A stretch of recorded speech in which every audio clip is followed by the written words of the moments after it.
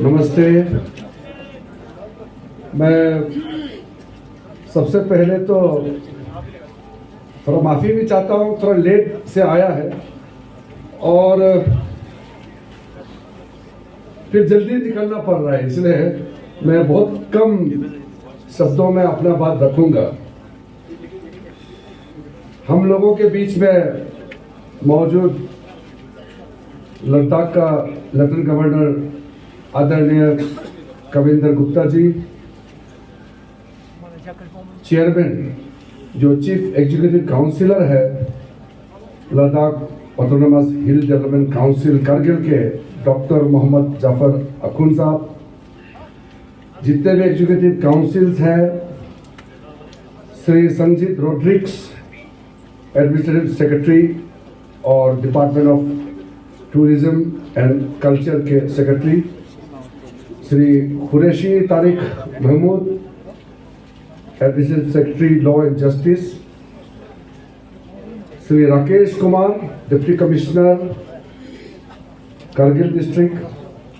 Shri Shriram R superintendent of police Kargil, जितने यहाँ senior officers मौजूद हैं, Shri Mohammad Ali Majaz chairman Haj committee UT of Ladakh, जितने भी हमारे ऑनरेबल काउंसिलर्स हैं Ladakh autonomous hill development council Kargil के, और जितने ऑफिसर्स हैं, विशेष करके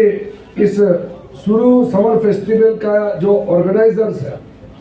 जितने इस आयोजन में लगे हुए कर्मचारी हैं, मैं आप सबको अभिनंदन करता हूं कि इस खूबसूरत सुरू वैली में सुरू समर फेस्टिवल का आयोजन किया है। जैसे मैंने शुरू में कहा कि समय का थोड़ा सा पाबंदी है, नहीं तो बहुत आराम से ये जो माहौल जो मैं देख रहा हूं, इसमें कम से कम एक दिन एक रात रहना चाहिए था।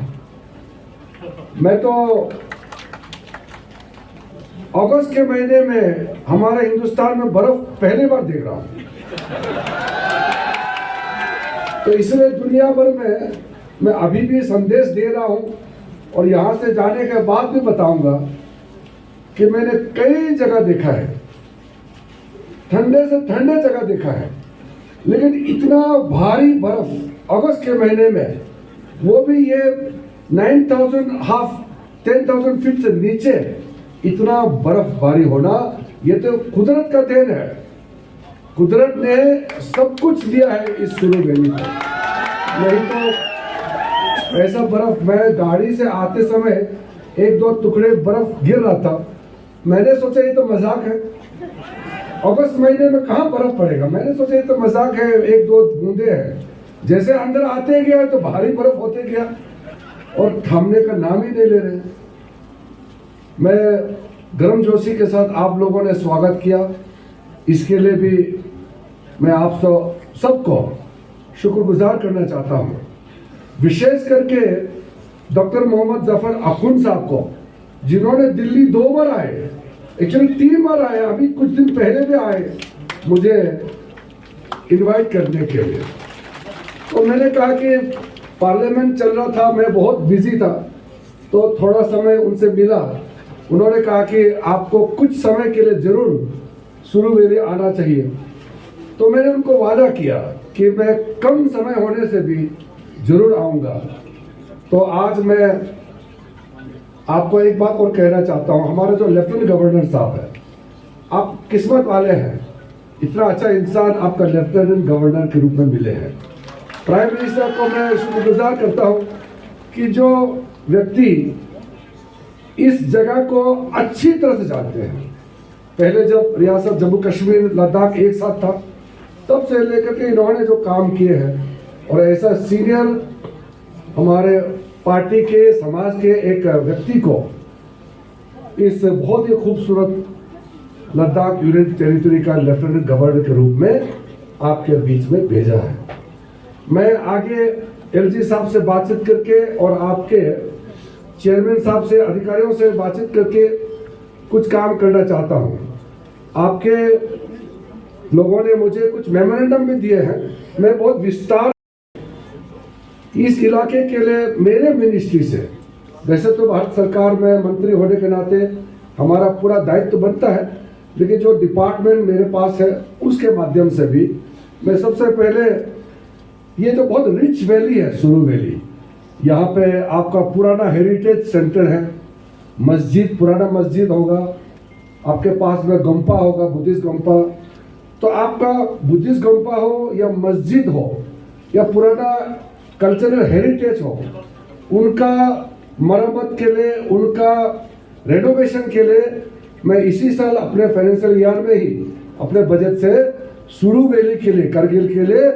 कुछ बजट रख करके आपको मदद करूंगा। यहाँ हुनर है, युवाओं में बड़ा जोश है। मैंने देखा है पूरे लद्दाख में, चाहे लेह साइड में हो, करगिल साइड में, बहुत ही उत्साह के साथ खेल कूद में भी बहुत आगे है। तो आपका, मैं क्योंकि पिछली बार जब मैं खेल मंत्री था 2019 में, तो कई स्कीम्स आपको दिए थे मैंने, और संस्कार में winter sports, adventure sports festival भी हमने कराया था। वो मेरे ख्याल से आगे बढ़ रहा है, मैंने काफ़ी फंड्स भी दिए हैं, लेह में एथलेटिक्स स्टेडियम भी दिए हैं, यहाँ आपको इंडोर फैसिलिटी भी हमने क्रिएट किए थे। अब मैं आपके युवाओं के लिए स्किल ट्रेनिंग के लिए, आजकल के ज़माने में युवाओं को नौकरी मिलने के लिए कुछ स्किल प्राप्त करना पड़ता है, चाहे इलेक्ट्रॉनिक्स के क्षेत्र में हो,